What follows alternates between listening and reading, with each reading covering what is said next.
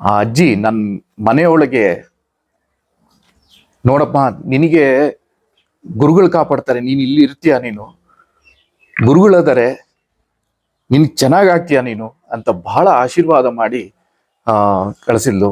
ಆ ಕಳಿಸಿದ್ದ ಒಂದು ವಿಚಾರವಾಗಿ ಏನೋ ನಮ್ಮನೆಯೊಳಗೂ ಆ ಯಾವುದೇ ತರಹದ ಅಂದ್ರೆ ಆ ಭಾವ ಇಲ್ಲದ ಹೊತ್ತಿನಲ್ಲಿ ಆ ಜಿಜ್ಞಾಸೆ ಮೂಡಿ ಅವಳಿಗೆ ವಿಶೇಷವಾಗಿ ಅನ್ನಿಸಿ ಅದನ್ನ ನನ್ನ ಹತ್ರನೂ ಹಂಚ್ಕೊಂಡ್ಲು. ವೇದಿಕೆ ಅಂದ್ರೆ ಇಲ್ಲಿ ಕಳಸಾಪುರದಲ್ಲಿ ಮಿನಿಲಾ ಕಿಟ್ಟಿ ಅವರ ಮನೆಯಲ್ಲಿ ಗುರುನಾಥರೇ ತಮ್ಮ ಕೈಯಾರ ಸ್ಥಾಪಿಸಿದಂತಹ ಚಂದ್ರಶೇಖರ ಭಾರತಿಗಳ ವೇದಿಕೆಗೆ ನಾವು ಕ್ರಮೇಣ ಬರಕ್ಕೆ ಶುರು ಮಾಡಿದ್ವಿ. ಇಲ್ಲಿ ನಮಗೆ ಬಂದಾಗ ಎಷ್ಟೋ ಜನ ಹೇಳೋರು, ಗುರುನಾಥರು ವಿಶ್ವರೂಪಿಯಾಗಿದ್ದಾರೆ, ಎಲ್ಲರಿಗೂ ಸಿಗ್ತಾರೆ. ಅವರು ದೇಹ ಸ್ಥಿತಿಯಲ್ಲಿದ್ದಾಗ ಕೆಲವರಿಗೆ ಮಾತ್ರ ಸಿಗ್ತಿದ್ರು, ಆದರೆ ಈಗ ಎಲ್ಲರಿಗೂ ಸಿಗ್ತಾರೆ. ಆ ಒಂದು ವಿಚಾರ ನಮ್ಮ ಮನಸ್ಸಿನೊಳಗೆ ಹೊಕ್ಕಿದ್ರಿಂದ ನಮಗೆ ಆ ಅನುಭವ ಏನಾಯ್ತು ಅಂತ ಹೇಳಿದ್ರೆ, ನಾವು ಪ್ರತಿ ದಿನ ಪ್ರತಿ ಕ್ಷಣವೂ ಕೂಡ ಗುರುನಾಥರ ಒಂದು ಹೇಳ್ಕೊಟ್ಟೆ ಎಲ್ಲರಿಗೂ ಹೇಳ್ತಿದ್ದ ಒಂದು ಮಂತ್ರ, ಚಂದ್ರಶೇಖರ ಚಂದ್ರಶೇಖರ ಚಂದ್ರಶೇಖರ ಪಾಹಿಮಾಂ, ಚಂದ್ರಶೇಖರ ಚಂದ್ರಶೇಖರ ಚಂದ್ರಶೇಖರ ರಕ್ಷಮಾಂ. ನನಗೆ ಹತ್ಕೊಂಡು ಫೋನ್ ಮಾಡಿ ಹೇಳಿದ್ದು, ರೀ ನಮ್ಮ ಹಣೆ ಬರದಲ್ಲಿ ಸಂತಾನ ಭಾಗ್ಯ ಇಲ್ಲ ಅಂತ ಅನ್ಸುತ್ತೆ.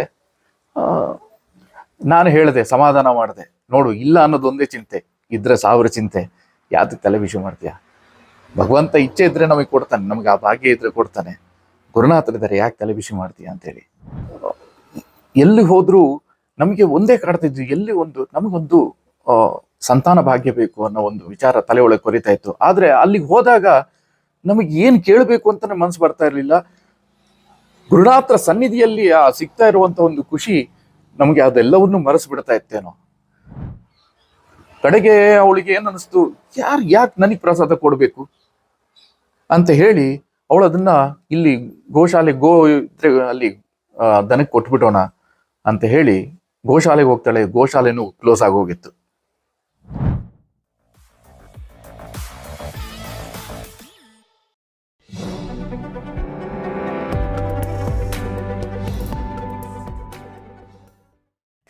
ನನ್ನ ಹೆಸರು ವಿನಯ್ ಅಂತ ಹೇಳಿ. ನಾವೀಗ ಶೃಂಗೇರಿಯಲ್ಲಿ ವಾಸ್ತವ್ಯ. ನಾವು ಹುಟ್ಟಿ ಬೆಳೆದಿದ್ದು ಮಂಗಳೂರಲ್ಲಿ. ಕಾರಣವಶಾತ್ ನಾವು ಕಳಸಾಪುರ ಎಂಬ ಊರಿಗೆ ಬಂದು ನೆಲೆಸಿದ್ವಿ. ನನ್ನ ಮನೆಯವಳ ಹೆಸರು ಅಶ್ವಿನಿ ಅಂತೇಳಿ. ಅವಳು ವೃತ್ತಿಯಲ್ಲಿ ವೈದ್ಯ ವೃತ್ತಿ ಅವಳದು.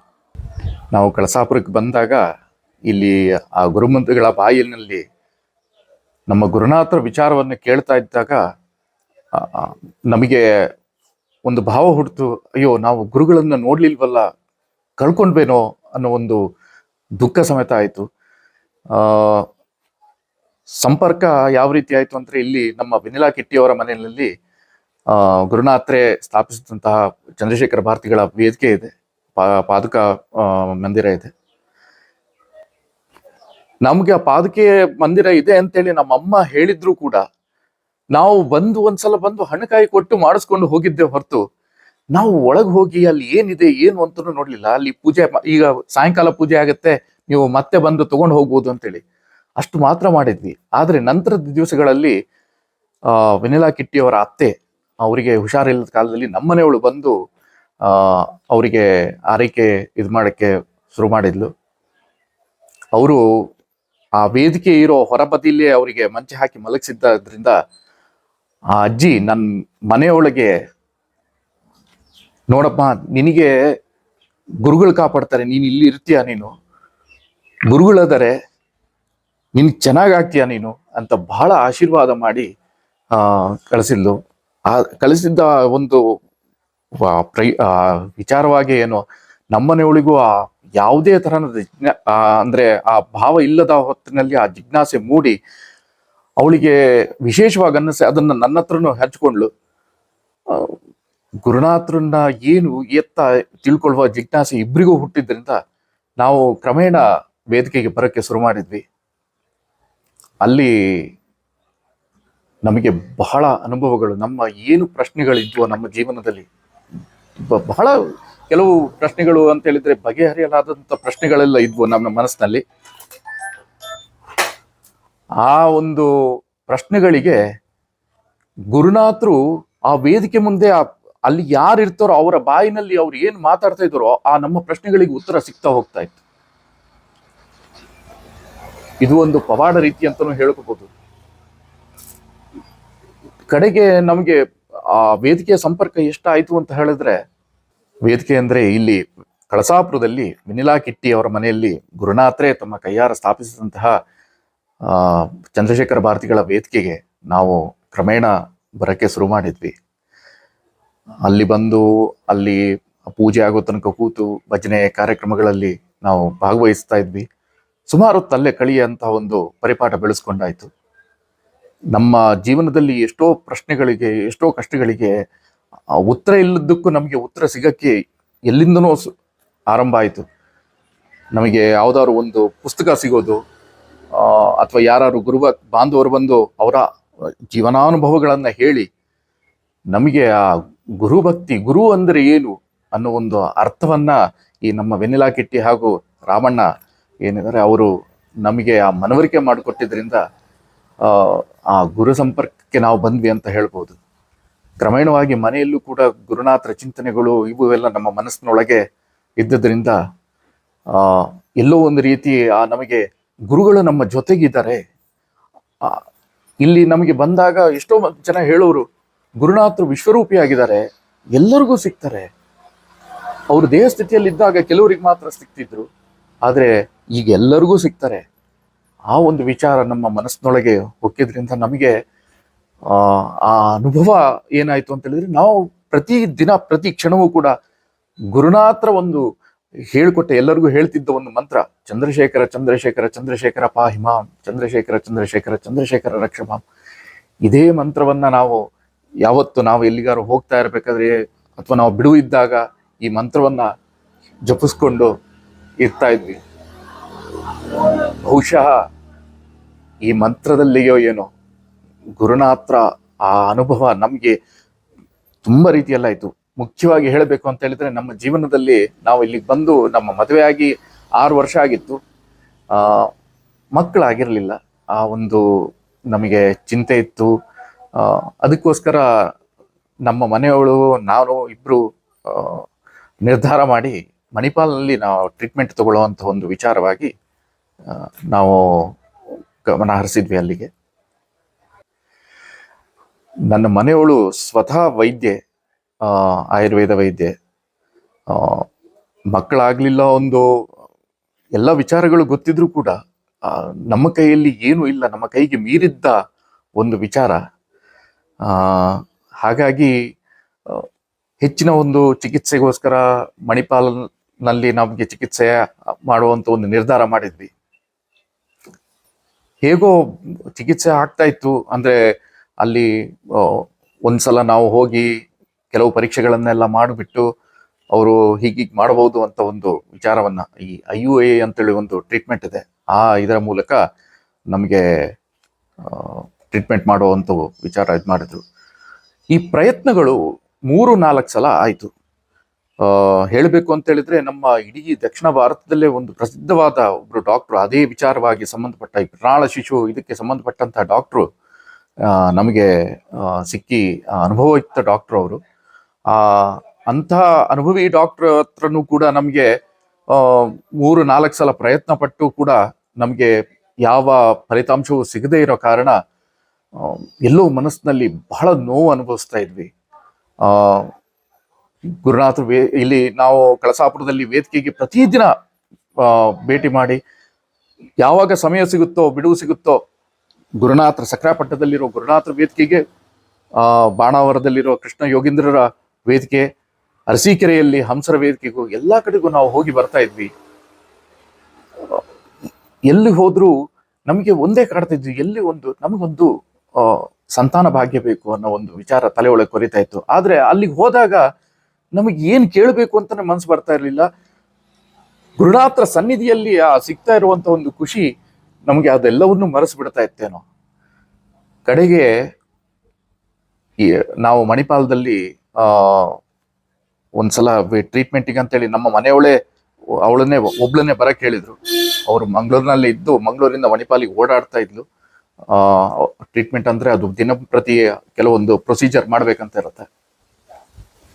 ಇದೆಲ್ಲ ಮಾಡಿದ್ರು ಕೂಡ ಆ, ವಿಶೇಷವಾಗಿ ನಿಮಗೆ ಅವಳಿಗೆ ಅಂಡಾಣು ಉತ್ಪತ್ತಿಯಾಗಿ ಅದಕ್ಕೊಂದು ಸೈಜ್ ಬರಬೇಕು. ಆ ಸೈಜಿಗೆ ಬಂದ ಮೇಲೆ ಅವರು ನಮ್ಮ ವೀರ್ಯವನ್ನು ಇನ್ಸಮಿನೇಷನ್ ಮಾಡಿ ಇಂತಹ ಒಂದು ಪ್ರೊಸೀಜರ್ ಅದು.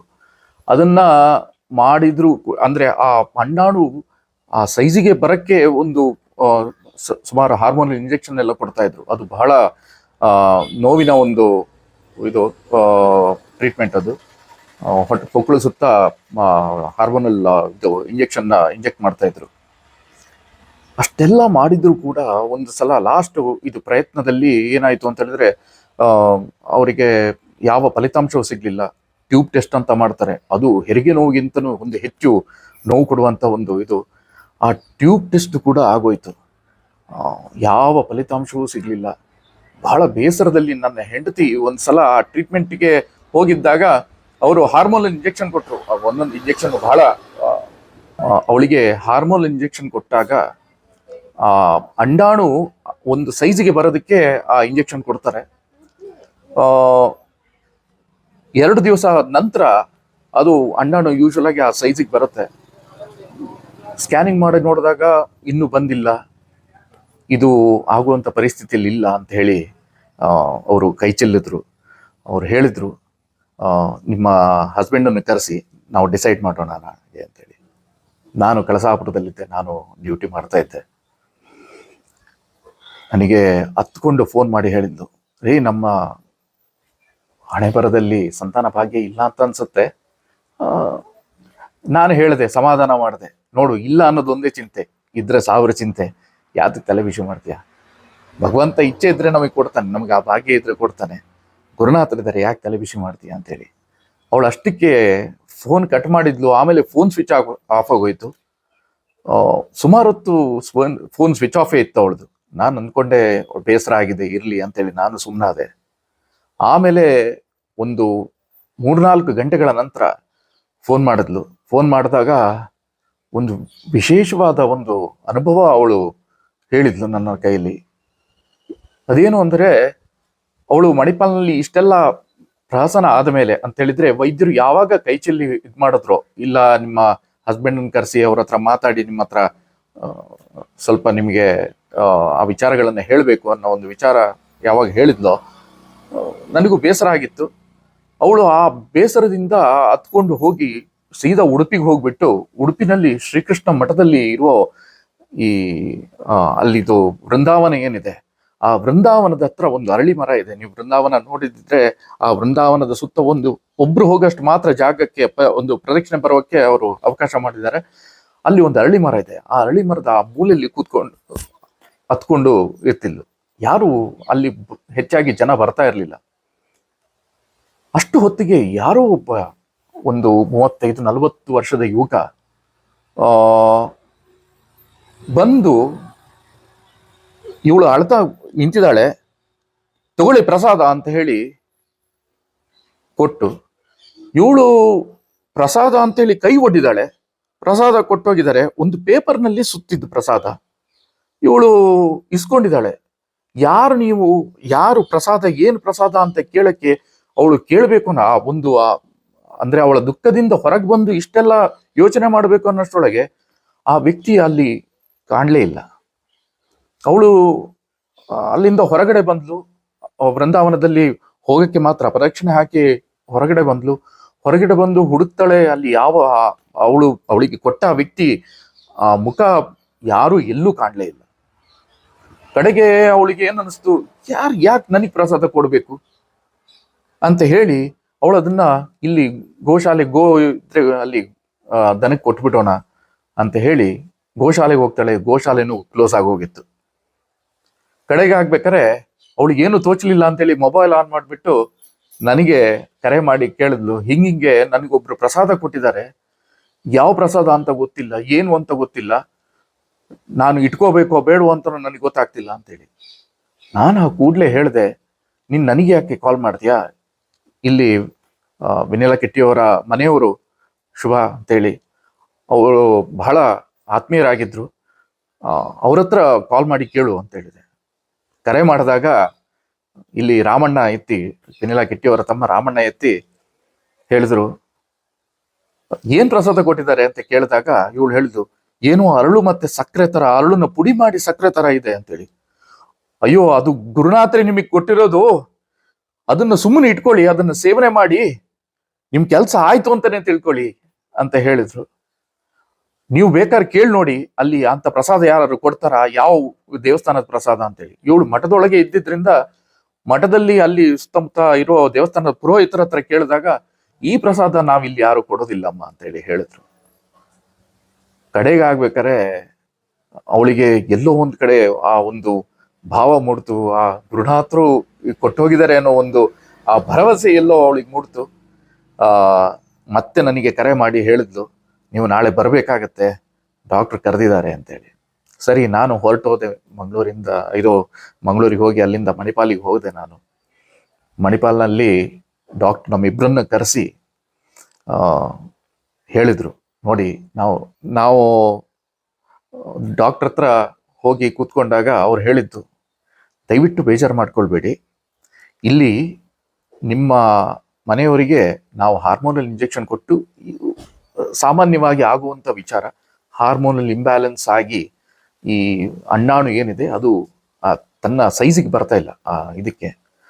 ಆದರೂ ಏನ್ ಮಾಡ್ತೀವಿ ಅಂತ ಹೇಳಿದ್ರೆ, ನೀವು ಇಲ್ಲಿವರೆಗೆ ಬಂದಿದ್ದೀರಿ ಅನ್ನೋದಕ್ಕೆ ಪ್ರೊಸೀಜರ್ ಮಾಡಿ ಅಂತ ಹೇಳಿದ್ರೆ, ಈ IUI ಅಂತ ಒಂದು ಸಿಸ್ಟಮ್, ಇಂಟ್ರಾ ಯುಟ್ರಿನ್ ಇನ್ಸೆಮಿನೇಷನ್ ಅಂತ ಹೇಳಿ ಮಾಡ್ತಾರೆ. ಅಂದ್ರೆ ನನ್ನ ವೀರ್ಯವನ್ನ ಅವಳ ಇದರಲ್ಲಿ ಕೃತಕವಾಗಿ ಅದನ್ನ ಪ್ರೊಸೆಸ್ ಮಾಡಿ ಹಾಕೋದಕ್ಕೆ, ಅದನ್ನ ಮಾಡಿ ಕಳಿಸ್ತೀವಿ, ನೀವು ಇಲ್ಲಿಗೆ ಬಂದಿದ್ದೀರಲ್ಲ ಅಂತೇಳಿ.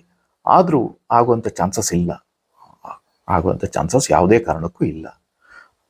ಹಾಗಾಗಿ ನೀವೊಂದು 6 ತಿಂಗಳು 1 ವರ್ಷ ಬಿಟ್ಟು, ಮನಸ್ಸಿಗೆ ಯಾವುದೇ ಇದನ್ನ ತಗೊಳ್ಳದಲ್ಲೇ, ಟೆನ್ಷನ್ ತಗೊಳ್ಳದಲ್ಲೇನೆ ನೀವು ಆರಾಮಾಗಿರಿ. 6 ತಿಂಗಳು 1 ವರ್ಷ ಬಿಟ್ಟು ಮತ್ತೆ ಪ್ರಯತ್ನ ಮಾಡ್ಬೋದು ಅಂತ ಹೇಳಿದ್ರು. ಸರಿ ಆಯ್ತು, ನಾವು ಒಪ್ಕೊಂಡ್ವಿ.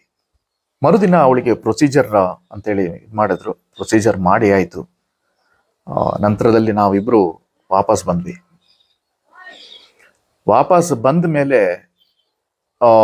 ಅವರಿಗೆ ಪ್ರೊಸೀಜರ್ ಮಾಡಿದ ಮೇಲೆ ಆ ಇನ್ಸೆಮಿನೇಷನ್ ಅಂತ ಏನಾಗಿರುತ್ತೆ ಅವರಿಗೆ, ಆಮೇಲೆ ನಾವು ಕಾರಲ್ಲಿ ಕರ್ಕೊಂಡು ಬರ್ತಾ ಇದ್ದಿದ್ರಿಂದ ಏನು ಸಮಸ್ಯೆ ಇರಲಿಲ್ಲ. ರಾತ್ರಿ ಒಂದ್ಸಲ ಅವ್ರಿಗೆ ಒಂದು ಟ್ಯಾಬ್ಲೆಟ್ ಇರ್ತಾ ಇತ್ತು, ಅದನ್ನ ತಗೊಂಡು ಇದು ಮಾಡಿದ್ಮೇಲೆ ಅವ್ರು ಯಾವುದೇ ಕಾರಣಕ್ಕೂ ಏಳೋ ಹಾಗಿಲ್ಲ ಅಂತ ಹೇಳಿತ್ತು. ಅದೇ ರಾತ್ರಿಯಲ್ಲಿ ಏಳೋ ಹಾಗಿಲ್ಲ. ಆದ್ರೆ ಅವಳ ವೈದ್ಯ ವೃತ್ತಿಯಲ್ಲಿ ಇದ್ದದ್ರಿಂದ ಈ ಹಳ್ಳಿಯಲ್ಲಿ ಬೇರೆ ಯಾರು ವೈದ್ಯರು ಇರಲಿಲ್ಲ. ಮಧ್ಯರಾತ್ರಿಗೂ ಪೇಷಂಟ್ ಬಂದ್ಬಿಡೋರು.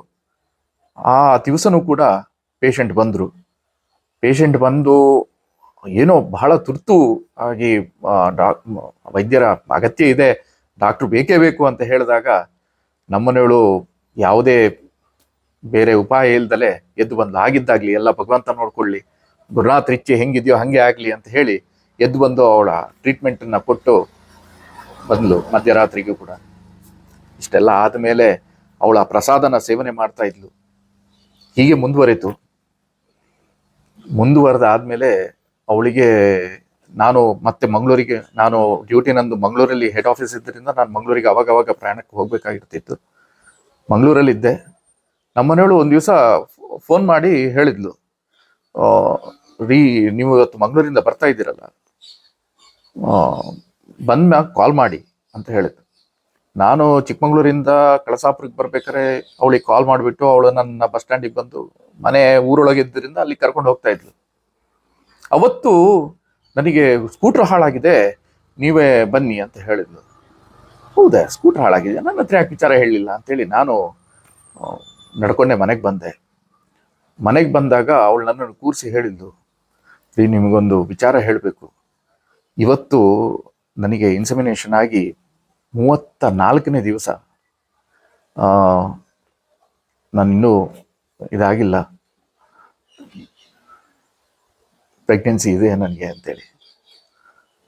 ಅದೆಷ್ಟು ಆನಂದ ಆಯಿತು ಅಂತ ಹೇಳಿದ್ರೆ, ಏನಾಯ್ತು ಹೆಂಗೆ ಅಂತ ಕೇಳಿದೆ. ಇಲ್ಲ ರೀ, ನಾನು ಟೆಸ್ಟ್ ಮಾಡಿ ನೋಡಿದೆ, UBT ಟೆಸ್ಟ್ ಮಾಡಿ, ನಾನು ಅವಳೇ ವೈದ್ಯಳಾಗಿದ್ದರಿಂದ ಅವಳ ಹತ್ರ ಕಿಟ್ ಎಲ್ಲ ಇತ್ತು. UBT ಟೆಸ್ಟ್ ಮಾಡಿ ನೋಡಿದೆ, ಪಾಸಿಟಿವ್ ಬಂತು. ಅದನ್ನ ಹಿಡ್ಕೊಂಡೋಗಿ ಇಲ್ಲಿ ಕಳಸಾಪುರದಲ್ಲಿ ವೇದಿಕೆಗೆ ಹೋದಾಗ ಅಲ್ಲಿ ನಮ್ಮ ವೆನಿಲಾ ಕಿಟ್ಟಿ, ರಾವಣ್ಣ ಇವರೆಲ್ಲ, ನೀವು ಯಾವುದೇ ಕಾರಣಕ್ಕೂ ಇನ್ನು ಸ್ಕೂಟ್ರಲ್ಲಿ ಹೋಗಂಗಿಲ್ಲ, ಸ್ಕೂಟರ್ ಇಲ್ಲೇ ಇಟ್ಟೋಗಿ ನಾವು ತಂದು ಕೊಡ್ತೀವಿ ಅಂತ ಹೇಳಿದ್ರು. ಅದಕ್ಕೋಸ್ಕರ ನಿಮ್ಮನ್ನ ಇಲ್ಲಲ್ಲಿ ಬರಕ್ಕೆ ಹೇಳಿದೆ ಅಂತೇಳಿ. ಅದೆಷ್ಟು ಆನಂದ ಆಯ್ತು ಅಂತ ಹೇಳಿದ್ರೆ, ನಂತರ ಅವಳಿಗೆ ಪ್ರಸವ ಆಯಿತು. ತುಂಬ ಸುಖವಾಗಿ ನನ್ನ ಗುರುನಾಥರು ನನಗೊಂದು ಮಗಳನ್ನ ಕರುಣಿಸಿದ್ರು. ಅದಕ್ಕೆ ವಿಶೇಷವಾಗಿ ಒಂದು ಹೇಳಬೇಕೇನು ಅಂತ ಹೇಳಿದ್ರೆ, ಗುರುನಾಥರ ದೇಹವನ್ನು ನಾವು ದೇಹದಲ್ಲಿರುವಾಗ ನಾವು ಕಾಣದಲ್ಲೇ ಇದ್ರೂ ಕೂಡ ಆ ಚೈತನ್ಯ ಒಂದು ಪ್ರತಿ ಕ್ಷಣಕ್ಕೂ ನಾವು ಅನುಭವಿಸಿದ್ದೆ.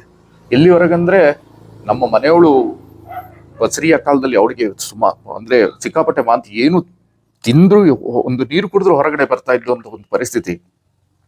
ಅವಳನ್ನ ನಾವಿಬ್ಬರೇ ಇದ್ದಿದ್ರಿಂದ ನನಗೆ ಇಲ್ಲಿ ನೋಡ್ಕೊಳಕ್ ಆಗ್ಲಿಲ್ಲ. ಅವಳನ್ನ ಅವಳ ತಾಯಿ ಮನೆ ಶೃಂಗೇರಿ ಹತ್ರ, ಅವಳ ಊರು ಬಸರಿಗಟ್ಟೆ ಅಂತೇಳಿ, ಅಲ್ಲಿ ಕಳಿಸಿ ಇದು ಮಾಡಿದ್ದೆ. 4 ತಿಂಗಳು ಸತತವಾಗಿ ಅವಳಿಗೆ ವಾಂತಿ ಇತ್ತು. ಆದ್ರೆ ಯಾವುದೇ ವಿಚಾರವಾಗಿ, ಅಂದ್ರೆ ಅವಳಿಗೆ ಈ ರಕ್ತ ಇದರಲ್ಲಿ ಕಮ್ಮಿ ಆಗೋದಾಗಿ, ಹಿಮೋಗ್ಲೋಬಿನ್ ಕಮ್ಮಿ ಆಗೋದಾಗ್ಲಿ, ಇದೆಲ್ಲ ಸಾಮಾನ್ಯವಾಗಿ ಇರುವಂತ ವಿಚಾರ. ಇದೆಲ್ಲ ಕಮ್ಮಿ ಆದ್ರೆ ಅವರಿಗೆ ಬ್ಲಡ್ ಕೊಡ್ಬೇಕಾಗತ್ತೆ, ಇದು ಮಾಡ್ಬೇಕಾಗತ್ತೆ ಅಂತ ಯಾವುದೇ ಒಂದು ತೊಂದರೆಗಳು ಕಾಣಿಸ್ಕೊಳ್ಳದಲ್ಲೇನೆ 5 ತಿಂಗಳು ವಾಂತಿ ಆದ್ರೂ ಕೂಡ ಆಮೇಲೆ ಎಲ್ಲವೂ ಕಮ್ಮಿಯಾಗಿ ಮತ್ತೆ ಎಲ್ಲವೂ ಚೆನ್ನಾಗಿ ನಡೀತು. ಇವೆಲ್ಲವೂ ಗುರುಗಳ ಆಶೀರ್ವಾದ, ಗುರುನಾಥರ ಆಶೀರ್ವಾದ. ಹಾಗೆ ಇನ್ನು ಸಣ್ಣ ಪುಟ್ಟದ್ದು ಕೆಲವೆಲ್ಲ ಇದಾವೆ. ಅದನ್ನ ಹೇಳ್ಕೋಬೇಕು ಅಂದ್ರೆ ಈ ಪ್ರತಿ ಕ್ಷಣವೂ ಕೂಡ ಗುರುನಾಥರನ್ನ ಯಾವಾಗ ಅನುಭವಿಸ್ತಾ ಇರ್ತೀವೋ ಆ ಪ್ರತಿದಿನವೂ ಅವರ ಇರುವಿಕೆಯನ್ನ ನಮಗೆ ಯಾವುದೋ ಒಂದು ರೀತಿಯಲ್ಲಿ ಅವರು ತೋರಿಸ್ಕೊಡ್ತಾರೆ ಅನ್ನೋ ಒಂದು ವಿಚಾರನ ನಾನಿಲ್ಲಿ ಹೇಳಿ ಬಯಸ್ತೀನಿ. ಅಷ್ಟೇ ನನ್ನ ಅನುಭವ. ಧನ್ಯವಾದಗಳು.